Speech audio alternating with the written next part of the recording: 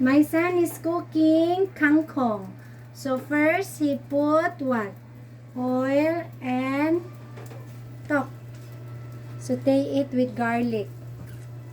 Wait lang, the pan isn't hot enough. We wash the kangkong.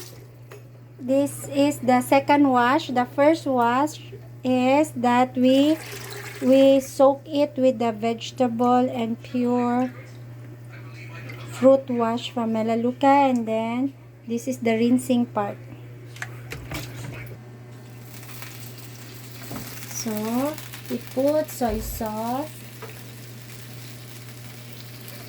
My son put a little vinegar, a little oyster sauce.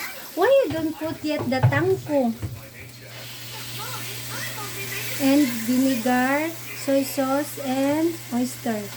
So he's making the sauce first before he puts the kangkong.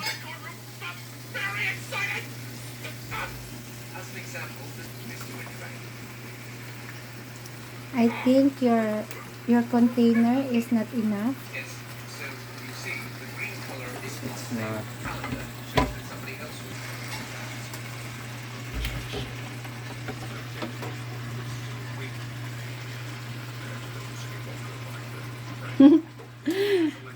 Kasi our pan is small. Next That's time why I we said use get the not the. That's why I said get the big one, the big non-stick pan, not from. Well, Mr. and Mr. Skulkin. Hagios, it Just looks an good. eye. You look at it. No exact minutes. Where should I put this in my bowl? Okay. Thank you, Hagios, for making our meal. So I will off na. No, Off na it's yan. still not done. I like it when the vegetables get soft. Not crunchy. I like the sauce to talaga be cooked into the vegetables. No? And I feel like there isn't enough soy sauce. Okay na. Finishing touches. Hagios add a little soy sauce. Yeah, Hesed will taste the cooking of her brother. Is it yummy? So hot?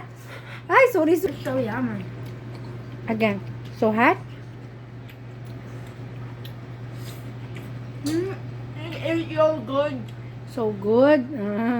Tell Shoti. Thank you, Hagyo.